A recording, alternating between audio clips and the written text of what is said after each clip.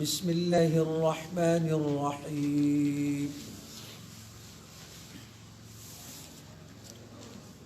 وَلَكُمْ فِي الْقِصَاصِ حَيَاةٌ يَا أُولِي الْأَلْبَابِ لَعَلَّكُمْ تَتَّقُونَ صدق اللہ العظیم۔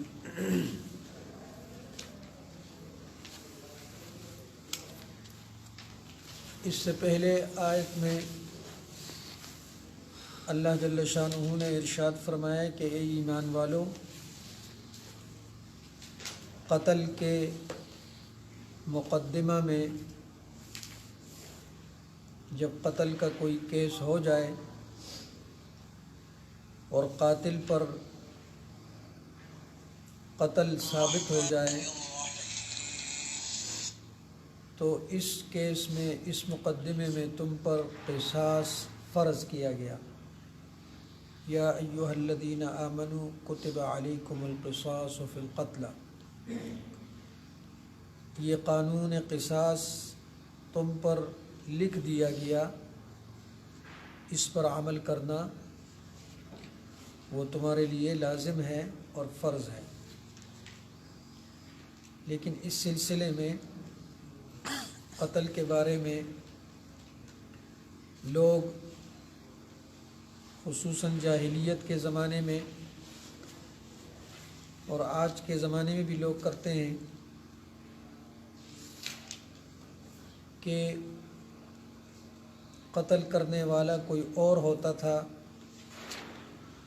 اور قصاص یا انتقام یا بدلہ کسی اور سے لیا جاتا تھا۔ ان سبب قتل چدین وغیو کا سکی او د مقتول چکم وارثان میں خپل ولان میں آغی بدل دبل چاہنے والی اپنے مقتول کے بدلے میں اس قاتل کے کسی اور رشتہ دار کو لوگ قتل کر دیتے ہیں۔ یہ پہلے بھی ایسا ہوتا تھا جاہلیت کے زمانے میں، یا قتل کرنے والا اگر کوئی غریب ہوتا تھا، کوئی غلام ہوتا تھا اور مقتول کوئی بڑا آدمی ہوتا تھا، خان، نواب، مالدار، سرمایہ دار ہوتا تھا، تو اس بڑے آدمی جو مقتول ہوتا تھا اس کے وارث، اس کے رشتہ دار اپنے مقتول کے بدلے میں اس پر صبر نہیں کرتے تھے، قناعت نہیں کرتے تھے کہ ہمارے مقتول کے بدلے میں اس غلام کو قتل کیا جائے، بلکہ وہ یہ مطالبہ کرتے تھے اور وہ یہ چاہتے تھے کہ ہمارا آدمی بہت بڑا تھا، اس لیے ہمارے بڑے آدمی کے بدلے میں تمہارے بڑے آدمی کو قتل کیا جائے گا۔ ستاسو دا خاندان چرتا خان نواب با قتل کو زکا چه زمان وجل شے سڑے کو دیر زیاد نہیں سڑے ہوگا، تو اللہ جل شانہ نے اس کی بھی تردید فرمائی کہ نہیں، قاتل کوئی بھی ہو، الحر بالحر، قاتل اگر حر اور آزاد ہو تو اسی قاتل کو قتل کیا جائے گا قصاص میں۔ والعبد بالعبد، قتل کرنے والا اگر کوئی غلام ہو تو اسی غلام کو قتل کیا جائے گا۔ والانثى بالانثى، اور قتل کرنے والی اگر عورت ہو تو اسی عورت کو قتل کیا جائے گا۔ یہ نہیں کہ ہم اس عورت کو قتل نہیں کرتے، اس عورت کے قتل کرنے سے ہمارا کچھ بھی نہیں ہوتا، ہماری تسلی نہیں ہوتی، تمہارے کسی اور آدمی کو ہم قتل کریں گے۔ اسی طرح بعض لوگوں نے پیمانے مقرر کیے تھے کہ ہم بہت بڑی قوم ہیں، ہمارا ایک آدمی اگر مارا جائے گا تو ہمارے ایک آدمی کے بدلے میں تمہارے 10 آدمی ہم مارے۔ یہ جاہلیت کے زمانے میں بھی اوس اگر خزرج کا آدمی مار لیتا تھا تو اس سے 3 گنا قصاص لیا جاتا تھا، یعنی ایک کے بدلے میں 3 مارے جاتے. اور اگر دوسری طرف سے کوئی آدمی قتل کر لیتا تھا تو ایک کے بدلے میں ایک. آج کل کے زمانے میں بھی ہیں، خصوصاً یہود جو اپنے آپ کو اہل کتاب کہتے ہیں، لیکن وہ کہتے ہیں کہ ہمارا ایک آدمی 100 پہ باری ہے، تو اپنے ایک مقتول کے بدلے میں وہ دوسرے قوموں کے سینکڑوں آدمی مار دیتے ہیں. اللہ نے اس رسم کی اور اس ظلم کی اللہ نے تردید فرمائی کہ نہیں، قاتل ایک ہے تو ایک کو مارا جائے گا، اور کوئی بھی ہے، بڑا آدمی ہے، سرمایہ دار ہے، چھوٹا آدمی ہے، کوئی بھی ہے، مرد ہے، عورت ہے، قاتل ہی کو مارا جائے گا اور قاتل ہی سے قصاص لیا جائے گا. دوسری طرف کچھ لوگ ایسے بھی تھے جو قصاص کو مانتے بھی نہیں تھے. وہ یار یو خو وجل شنو بل سلا وجنو دا خو ډیر لوی چې دینو غلط کار دے. اس زمانے میں بھی بعض ملکوں میں پھانسی دینے پر، قصاص لینے پر پابندی ہے. عمر قید تو دے دیتے ہیں لیکن قاتل کو قتل نہیں کرتے. تو اللہ نے یہاں اس آیت میں یہ فرمایا کہ وَلَكُمْ فِي الْقِصَاصِ حَيَاةٌ، اور تمہارے لیے قصاص کے قانون میں زندگی ہے. جس سوسائٹی میں، جس معاشرے میں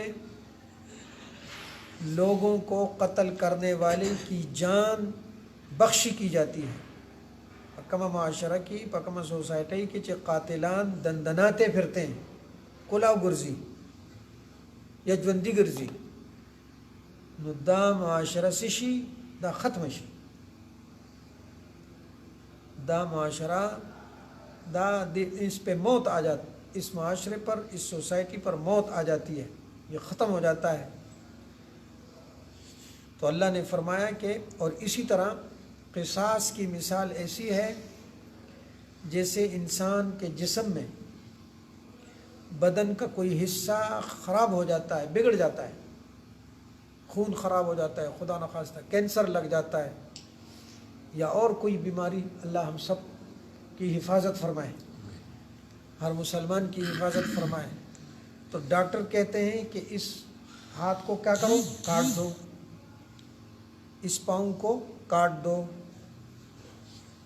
تو پاؤں کو کاٹنا، ہاتھ کو کاٹنا، کسی انسان کے جسم کو کاٹنا کتنا خطرناک کام ہے. لیکن ڈاکٹر کہتے ہیں کہ اگر اس شخص کا یہ عضو وہ کاٹا نہیں جائے گا تو سارا جسم جو ہے وہ اس میں زہر پھیل جائے گا اور جراثیم پھیل جائیں گے اور سارا جسم مر جائے گا، ختم ہو جائے گا. اسی طرح معاشرے میں قاتل، جان کا دشمن، کہ اس سے کسی کی جان محفوظ نہیں، کسی کی عزت محفوظ نہیں. اگر ایسے آدمی کو اس پر قصاص کا قانون نافذ نہ کیا جائے تو پھر یہ ہوتے ہوتے آج اس نے قتل کیا، کل وہ قتل کرے گا، کل وہ قتل کرے گا، تو معاشرہ سارا کا سارا وہ قتل و قتال کا منظر پیش کرے گا. تو اللہ نے فرمایا وَلَكُمْ فِي الْقِصَاصِ حَيَاتٌ، تمہارے لیے قصاص کے قانون میں زندگی ہے، حیات ہے.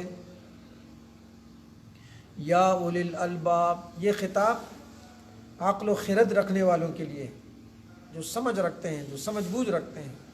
اے عقل و خرد والوں، اے عقل مندو، لعلکم تتقون، تاکہ تم بچ جاؤ اس قانون کے خلاف ورزی سے، اس قانون پر اچھی طرح عمل کرو. اللہم ارحمنا بالقرآن العظیم واجعلہ لنا اماما ونورا وہدا ورحمہ. اللہم ذکرنا منہ ما نسینا وعلمنا منہ ما جہلنا وارزقنا تلاوته والعمل به آناء الليل وآناء النهار واجعله لنا حجة يا رب العالمين ولا تجعله علينا حجة يا رب العالمين.